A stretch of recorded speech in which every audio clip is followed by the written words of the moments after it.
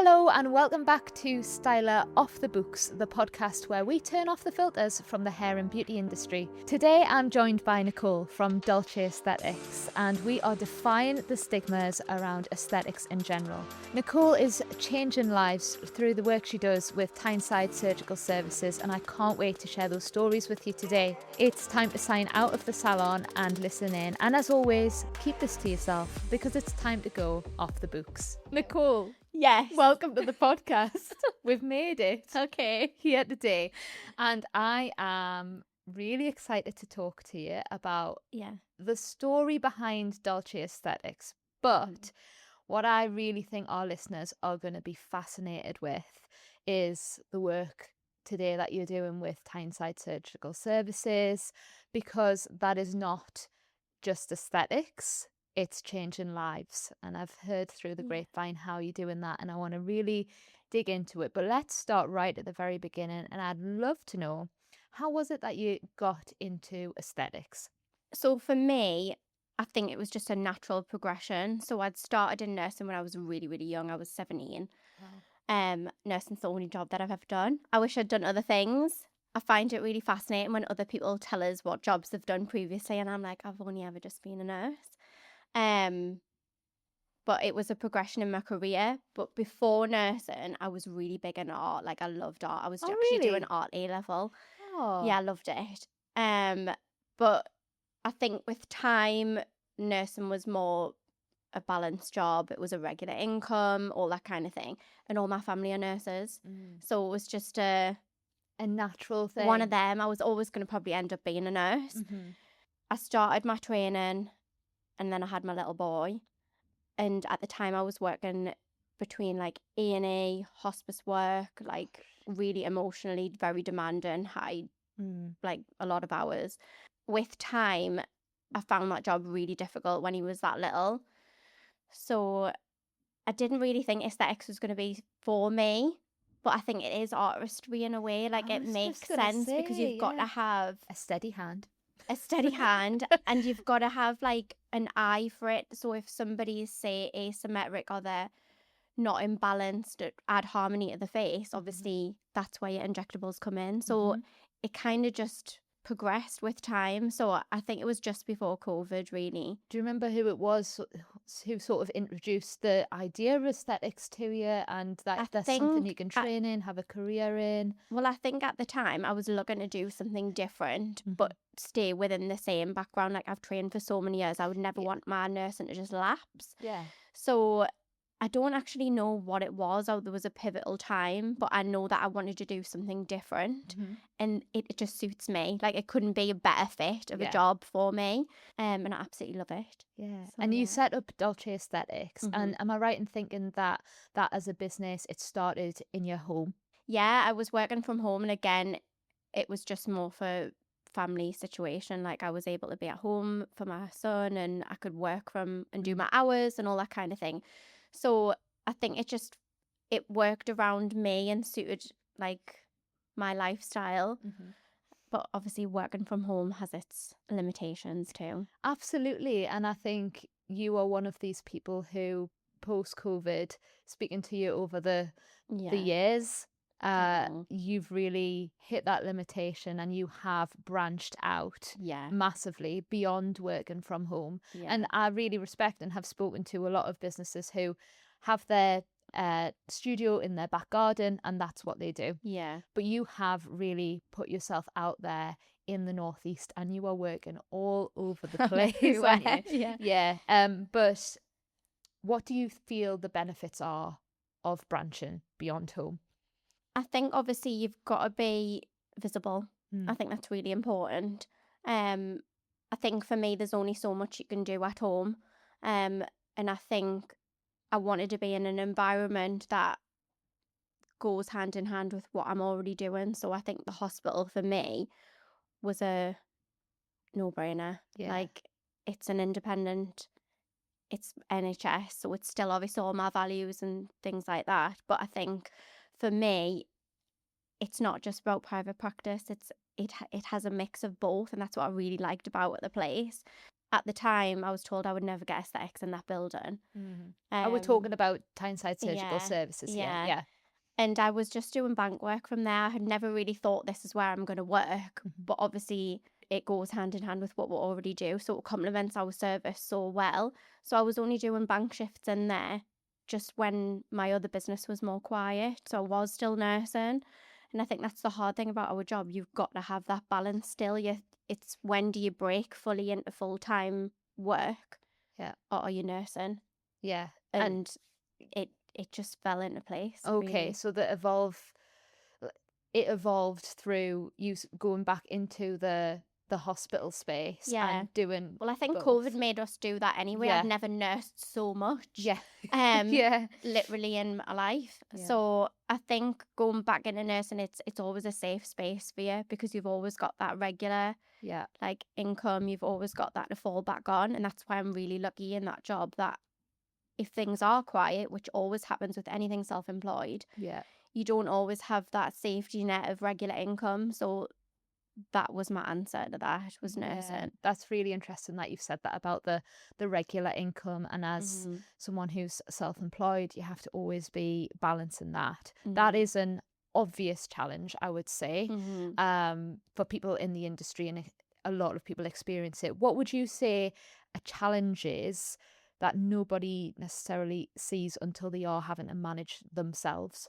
I think you don't realise how much it does take over your life in some ways. You've got to have that balance, and that's something that I'm still finding really difficult even now.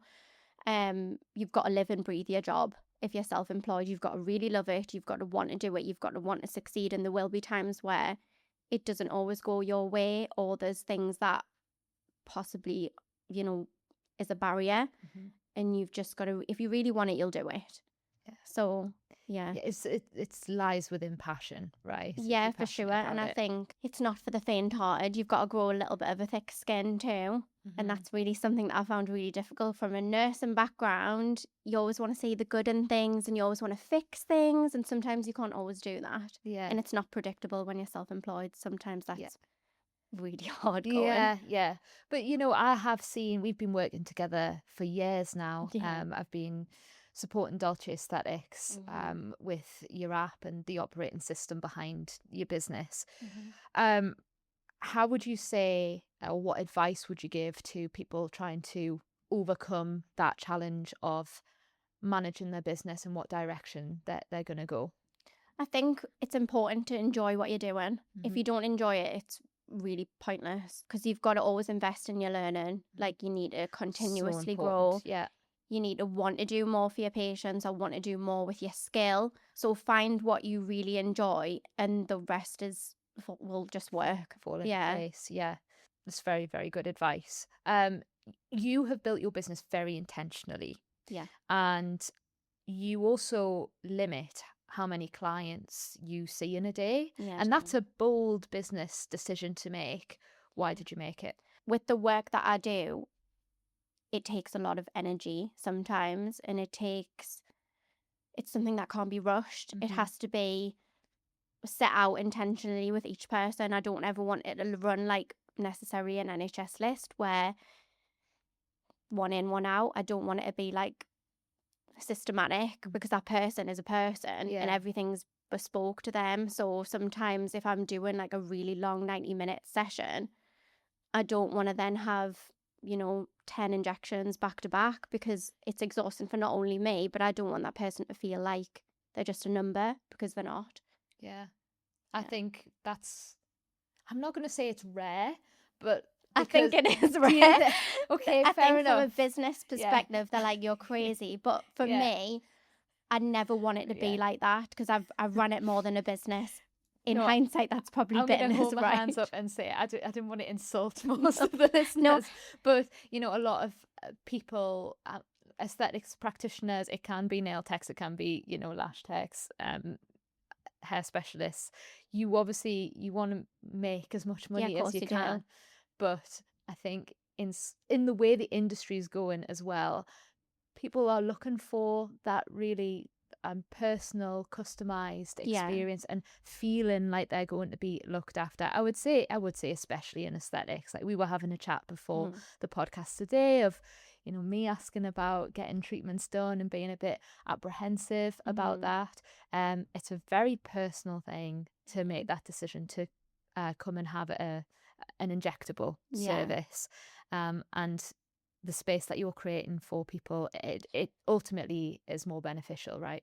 Well, I think you can't mess around when it's with people's faces. At the end of the day, well, 90% of the work I do is obviously their face. Yeah. But then it leads into other things, and I think we're seeing more now that it's not just a one size fits all treatment. Like it has to be tailored to the person, and it's very bespoke, really, if anything. Yeah. So for me, it probably is a wrong business decision. I've never run it where I just want to make money. I actually do care about my patients. Because of your nursing background, Yeah. I feel you're not just doing this for money. Yeah. You're coming from a very naturally caring nature. You wouldn't be a nurse if you didn't have that. And that's translating into Dolce Aesthetics today, which is beautiful. And I've literally found it in the hard way where I could probably be making more money, but it's not the way that I want to work. Yeah, 100%. Leading in then, I want to talk about reclaiming aesthetics, and it's also becoming a little bit of an A word. Like there are some negative connotations with it. What do you think comes to mind when your average person hears aesthetics? It's a big stigma, and there's a lot in the media that makes it really difficult for us to practice, and it then has all these negative connotations to do with press or media, and they say all the bad things. But equally, there's so many of us practicing, we're doing the good things. It's not necessarily changing the way somebody looks. It should be just enhancing things that either they already have or things that they've lost. And, you know, good work doesn't really look like work. Yeah. That's the thing. It has to look natural and right. And it's not about changing their face. It's just making them look more themselves and feel more comfortable in their skin. I think that's really important. But aesthetics to people is big lips, Botox, frozen, all that kind of stuff. Turkey teeth, just everything. And I think I told you not that long ago that I got a phone call at the clinic saying, "Is this the big lip clinic?" I was like, I know. And is this the big lip clinic? I was like, just how did you deal with that in the moment? Did you say, I just no? thought, well, they wouldn't be done by me. And he said, "Oh, I'm only joking," and just stuff like that. And I thought, what a conversation opener. Yeah. Wild. Really odd. Yeah. But it is rooted in the bad press that comes with it. That. And there are some really sad stories out there, but it has been, sadly, because people have gone to clinics where they are just after your money. They've been influenced by influencers. One of my clients who uses styler was off work for close to 2 years because of an experience that they had, and they were on the news and things like that. And it's really, really sad to see. It's sad that those negative connotations are having a knock-off effect. It has on a full people impact like on yourself. the way that will work. Yeah, it really exactly. does. And I think we are seeing people being more open-minded in some way. Yeah. But it isn't easy. Yeah. I think it's lack of understanding. Well, that was my next thing I wanted to say. When people actually do come to understand how aesthetics can enhance their life, their confidence in a positive way, like beyond the lip filler appointment, how can we communicate that well? I think you've got to really trust you. And sometimes your practitioner is for you. You've picked that person for a reason, and not everyone's going to be for me, and I'm not going to be for everyone. And I think that's why we'll have that consultation to get an understanding of expectations, goals. If I feel like the right person, if I can match their expectation before I even do a treatment. Yeah. And you're very honest with that response. Yeah. You have to be honest, because there's no magic fix sometimes. There's no one size fits all. Like it is a lengthy process sometimes. Sure, yeah. Have you actually turned clients away before? Yeah. Yeah, quite often. And what's the main reason for that? Because either I feel like they've got they've got the result in their head before they've even started, or they're under the impression that things might not work to their standard, Yeah. or they're worried about spending so much money for it not to work. And things are variable, you know, not everything is guaranteed, and that's certain things in terms of like the machines that I use at TSS, you know, results vary from person to person. We've seen great results, but you might not necessarily look at that picture. It's like going to a hairdresser and saying, I want my hair cut like this person. Yeah. You're not going to look like that person because you haven't got the same anatomy, you haven't got all that kind of thing. Yeah. So lips like look great on her, but you haven't got the same lip shape. Do you know what I mean? It's having that education, I guess, and you've got to have an honest conversation about, you know, sometimes is it surgical intervention you actually want, or is it a more aggressive treatment that you're really going to have downtime, or yeah. You've just reminded me of something, actually, and this is like definitely like a side point. I wasn't even planning on talking about this today. Oh God, so sorry, don't worry, but I need to find this in my you've just talked about like facial anatomy and things like that. So I was getting marketed, let me find it, analysis. I'm searching analysis. Is this a skin scanner type of thing? So let me tell you what it is. Yes, I think so. Is it telling you your age? No. Oh, your skin age. No, it's not that. But it is essentially a technology company that has come about using AI. And then it goes through some human consultants as well. And you send them pictures of like your face, like your side profile, things like that. And then I'll show you the report after, because I want to get your professional opinion on it.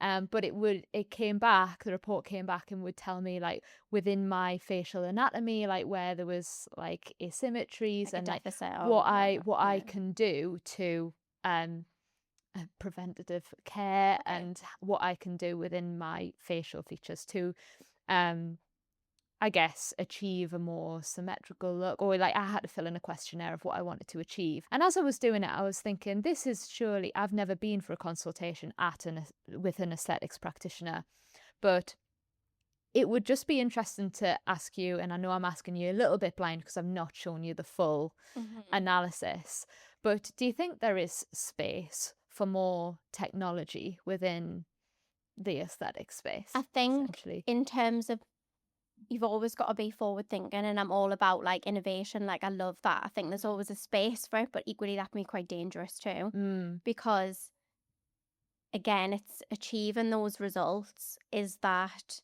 reachable? Is that a point? Do you know mean, what I mean? what do you mean by reachable? Do you mean like is it achievable? Achievable, yeah. more so. Is it achievable? There's a million different factors that will have to come into consideration with doing like lifestyle. Yeah. You can't be doing facials every other week. Yeah. And you know, really looking after your skin and all that. Yeah, it never asked me about sort of what budget, what do you want to invest. Yeah. I knew I had to pay an extra $125 if I wanted them to suggest any surgical treatments for me, which I did not do.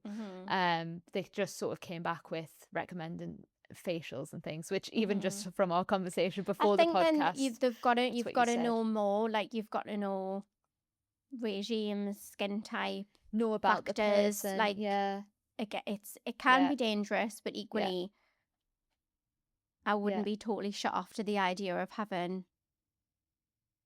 I don't know. I think it has its place, AI sometimes. Yeah. But equally, it's dangerous territory. It would be interesting to compare, like coming for a consultation with you, for example, you giving me the feedback and then seeing what it would say. Yeah.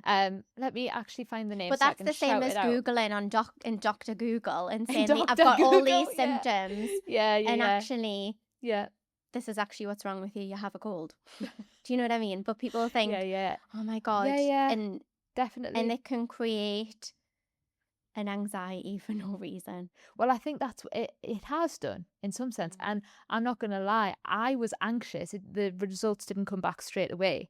The results came back in like 3 days.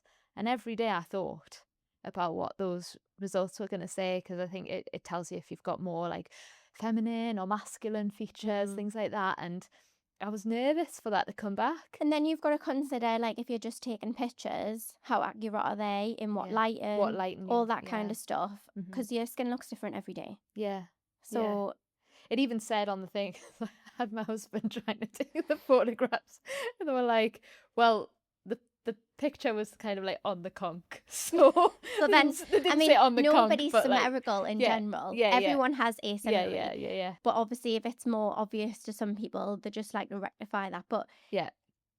I think it's variable. I'm going to show you the report, and if you think it's all right, I'll link it in the description. Okay. If it's a load of bullshit, I'll not bother. Okay. But before we get back into talking about exactly what you're doing at Tyneside Surgical Services, I thought we would introduce a new segment to the podcast. All right? It's going to start off with this. Bear with. I know what it is.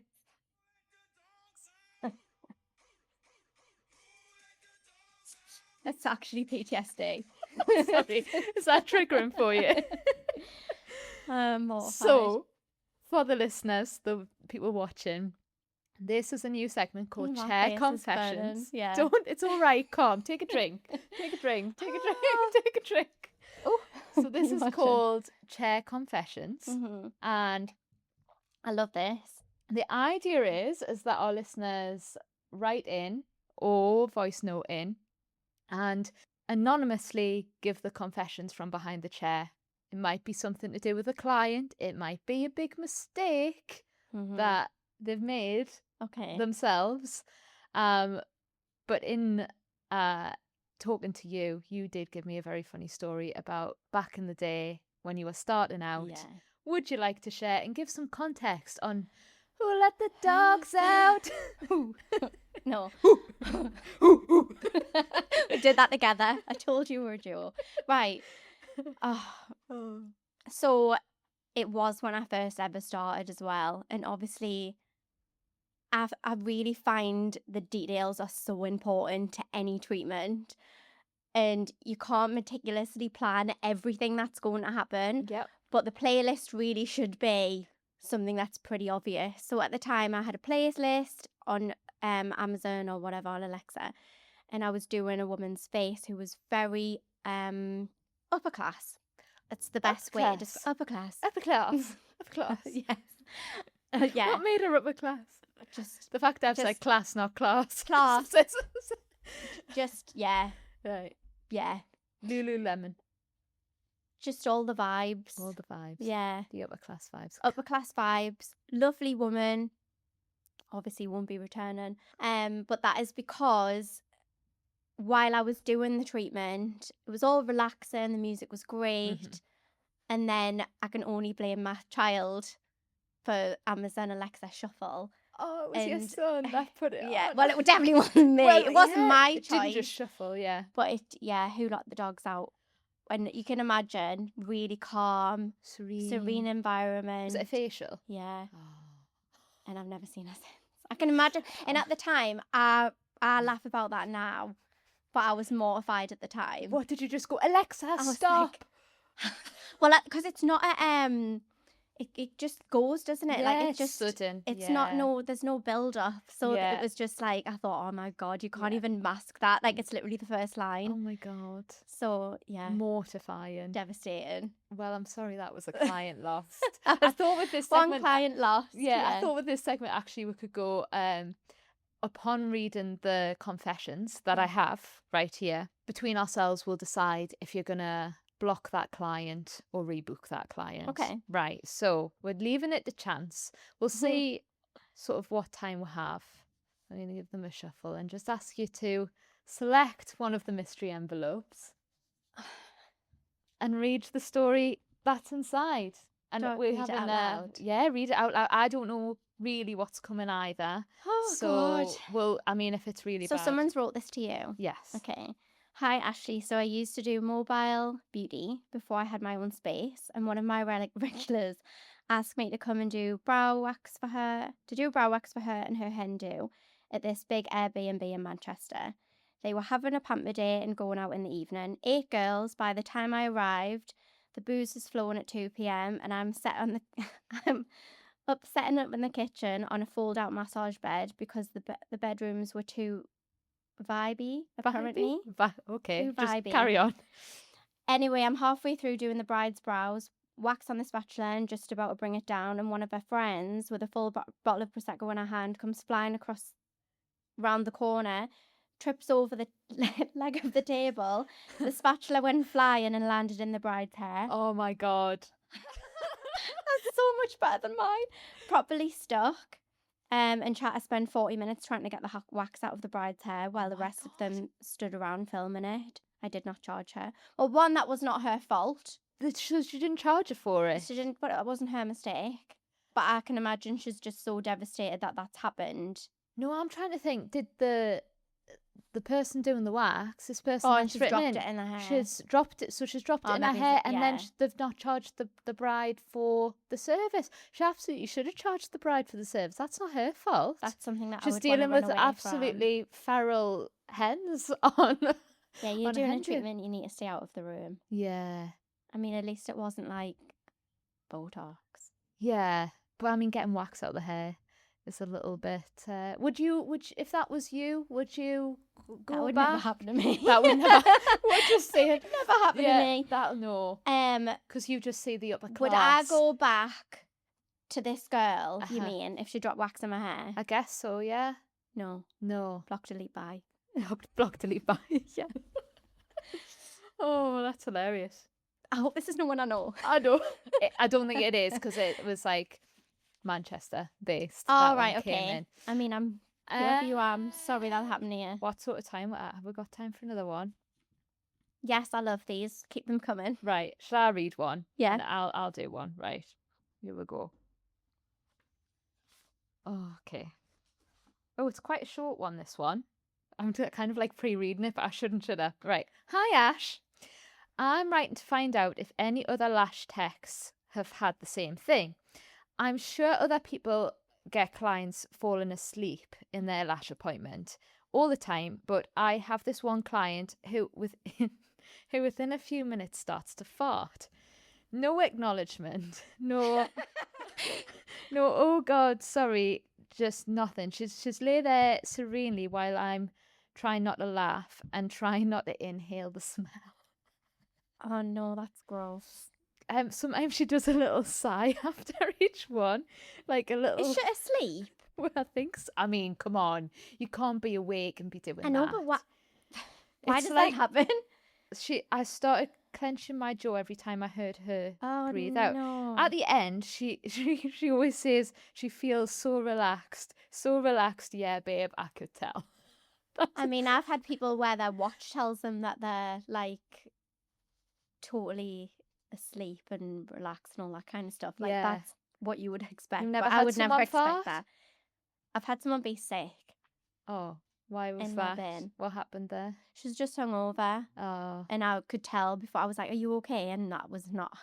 Yeah. oh, But I've never had that. I've had a lady come in pretty much actually for 4 treatments, mhm. and the second her head hits the pillow, really, she's gone. And She's fully out. snoring, Yeah. and you've got to like close the bin a little bit louder and Oh, just like give a little. yeah, because it's shake. like a shock every Oh, time deep I wake her up. sleepers, yeah. But I've never had that. No, Oh, I can't do smells. That would knock us ill. that would make you be sick in the bin. I'd have to red flag her and say I was fully booked all the time. How would you block her? You know you can block her. Yeah, I can red flag people, can't I? You can red flag I'd red people on flag her. Styler, yeah. Red flag. Block them. Block I them. think I've only ever done that one. Well, that's good. It shows you've got good clients. No, I do. I do have lovely clients. So, speaking of your clients today, Mm. let's transition. I did enjoy that, by the way. We'll get into the services that you offer at TSS, we'll say for short. Because, as I said at the very beginning, it isn't just aesthetics there. You have some life-changing stories. Yeah. And it's really innovative as well. But I want to know how the opportunity with TSS came about for you. So I was just banking, nursing, which is just you can pick up a shift whenever is available. And they already did partially private practice, and I was like, it'd be really good to get aesthetics in here. And they were like, oh, that'll never happen. So I was like, right, well, give me time. Tell me I I was can't do like, something. You're okay, one of those yeah, women, aren't you? literally, like, watch.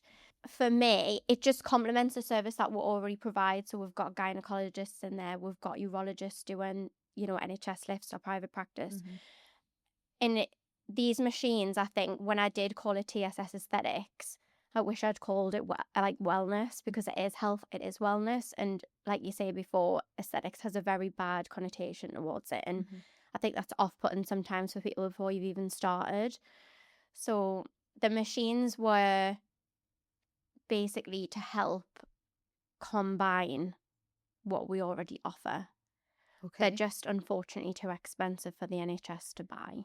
Okay. So Can we have a ballpark? Are you allowed to share that? Like how much you've invested in these machines? a lot of money. A lot of money. A lot of money. Okay. Yeah. That's good to know. It really is a different world Yeah, it is. over there. Let's talk about women's health to start with, because I know you're very passionate about that and you are helping a lot of women. Why does it matter to you so much personally? I think because I'm a female and because I'm a mum and I was a young mum, I know what toll it takes on your body. And I think that's a part of motherhood that nobody ever really talks about, the changes in your body, because everything's so focused on the baby and how important it is for them to thrive and be safe and looked after.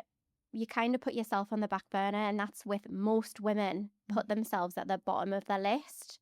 Yeah. I see that on a day-to-day basis, whether they've got kids or they're really, you know, driven by their career or they've got big families. Self-care for most women is pretty much at the bottom of the pile. Yeah.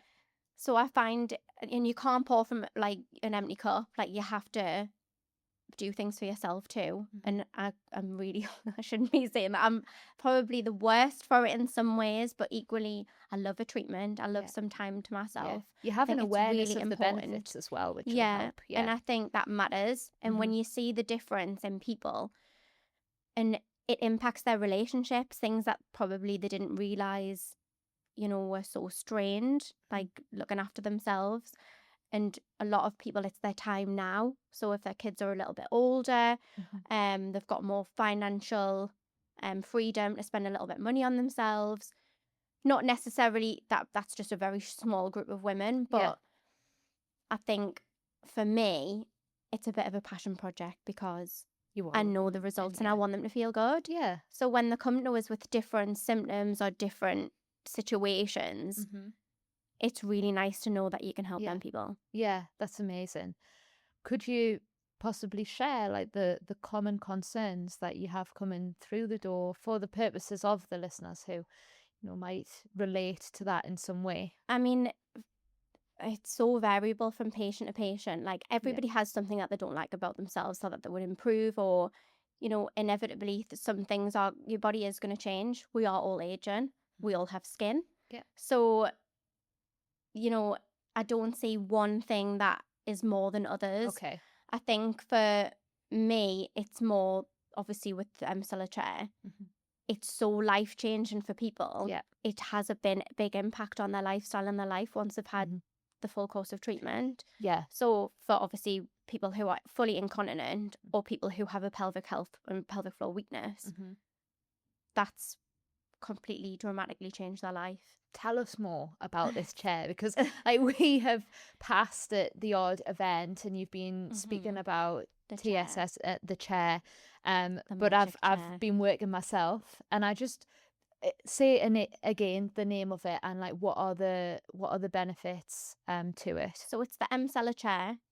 The benefits of it is it basically improves like your core strength. So it's 11,000 Kegels in half an hour. So if you think about one pelvic floor exercise, that's one Kegel. Okay. So with time, with age, you do get a weakness there, whether you're male or female. That happens, especially if you've got a prostate issue and if you're a man, and you don't want to have any surgical intervention.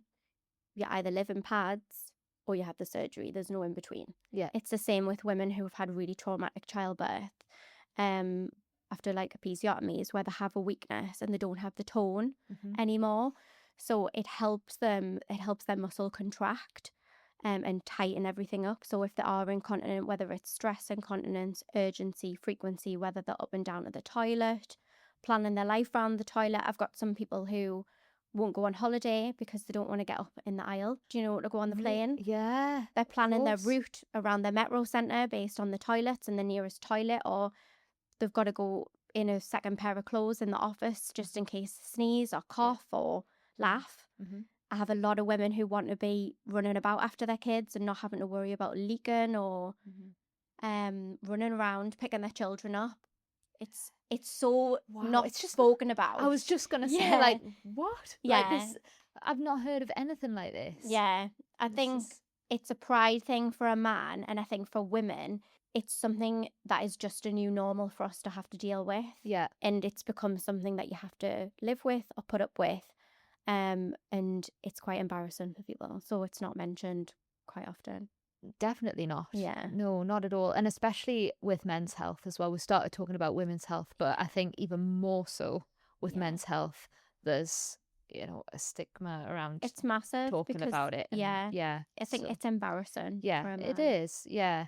But the treatment itself, is that one course of treatment and then they're done, or is it an ongoing treatment? We tend to say, depending on the severity of the symptoms, is how many sessions that you would have. So we try and do it weekly. So one session for 28 minutes a week for 6 weeks. Very if precise. You have. I know, very precise. Very I'm precise. very well, you know how particular I am. Yeah. It's all in the details. But Yeah. I do have people coming in on the lunch hour. So it's dignified. You sit on it fully clothed. You just sit on it and does the work for you, to be honest. Yeah. Yeah. Incredible. And how that works is insane. So it's high intensity electromagnetic energy, which is a big mouthful. Yeah. But it works. So it depends on the severity of the symptom, how many you would need. But sometimes once I've had the 6 sessions, I don't see them again. Yeah. You say it works. It works. And I believe you. But like, can you give us a particular story that's sort of stuck with you where you've really helped someone overcome their problems? Like, I have women often say they won't go to a public gym class. I think that's a big one. They won't go in public to exercise.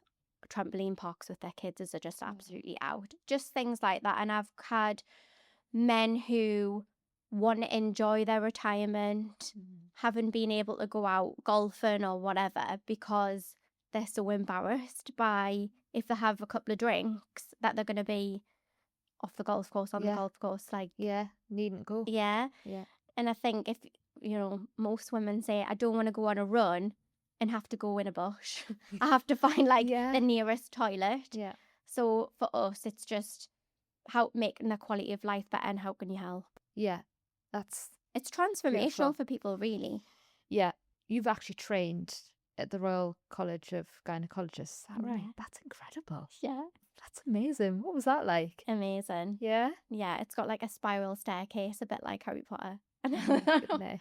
I was like, amazing. You're one of only 3 clinics in the region offering the Hyluxal. What is that?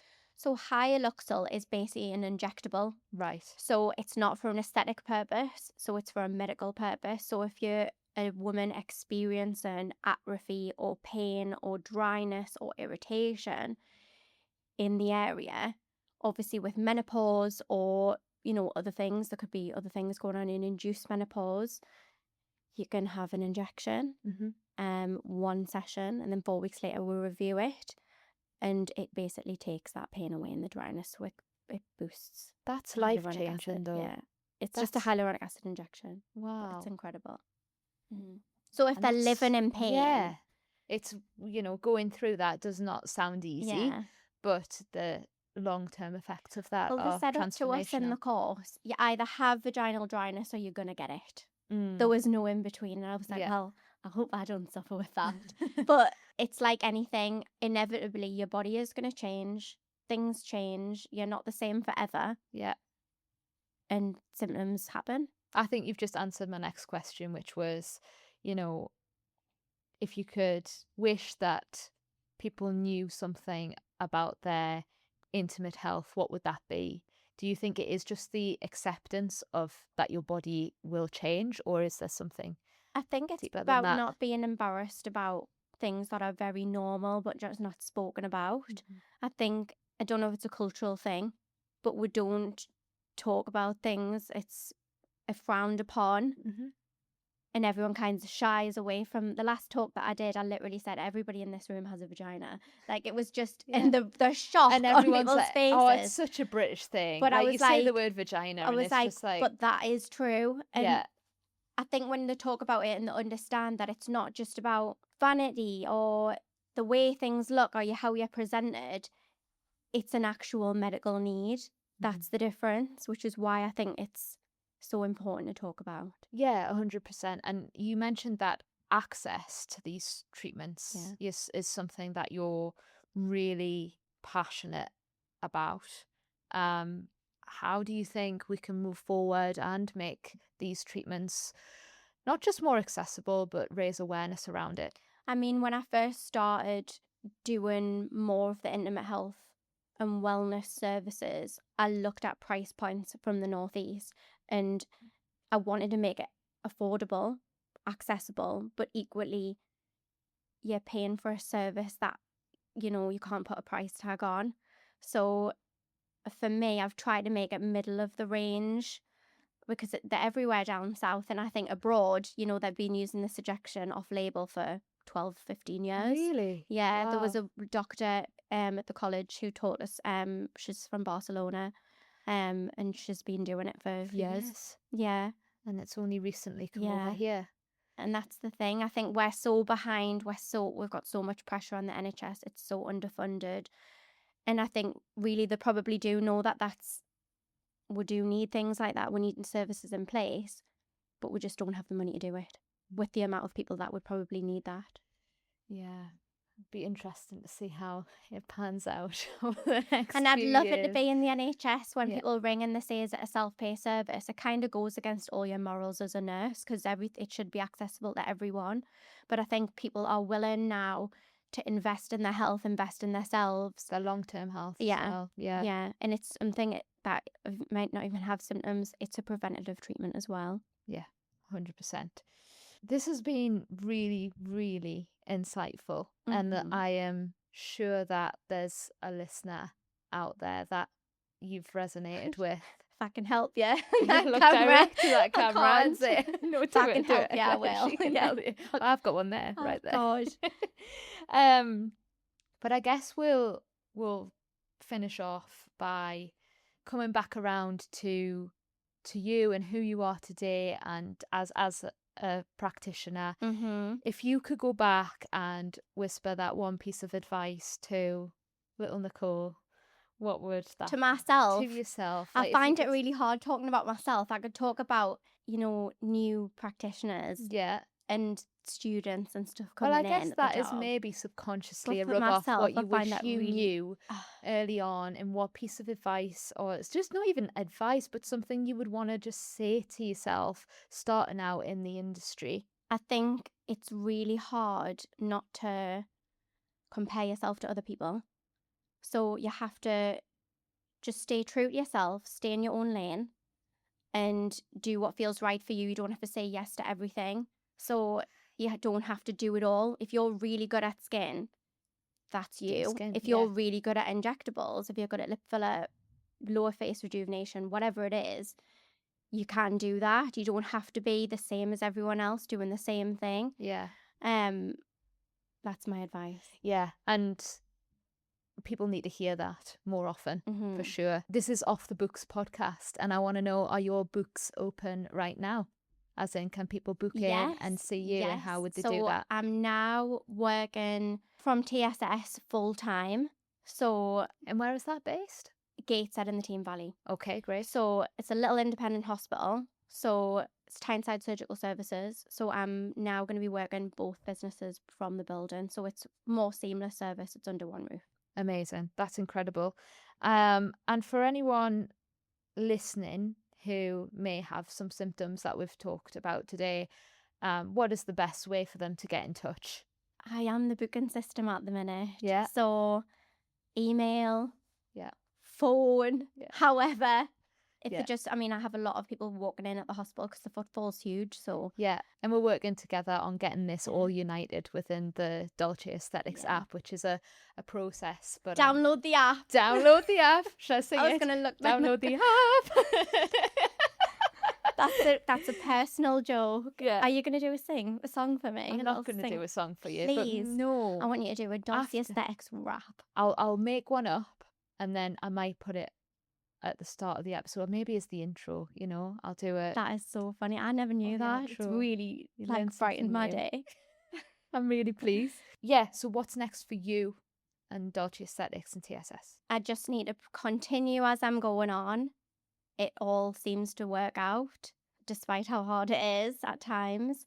I think I really need to continue making the relationships that I have currently made, do the events, Phoenix, You Harrods. are amazing at that, can I just say? Networking queen. Yeah. Networking. You've got to network.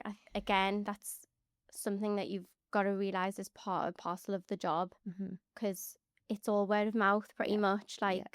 I don't know what's next. Well, the sky is the limit. The sky is the limit, and that's a very exciting thing. And you have people around you. Like, I know that, you know, you are in networks with, you know, many of my clients at Styler. You work alongside and with other aesthetics practitioners. It's not like it's competition. It's collaboration. Right? Yeah, I think a lot of my good friends do the same job as me.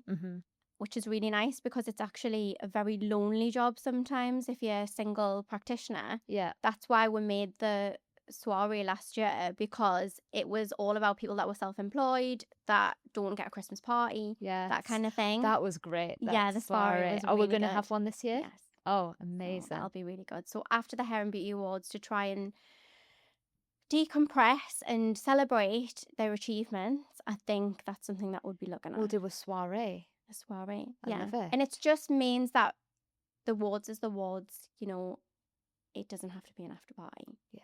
But that's for Daniela yeah. to deal with. Yeah. More on that later. Yeah. I mean, I am going to be doing a few clinics from different locations with the machines. Yeah. So, yeah, that's probably what is next, inevitably, within the next month. But the sky is the limit. Yeah. So it's very exciting. I want it all. Yeah. You'll have it all. I know. Thank you, Nicole. It's been great. Thanks.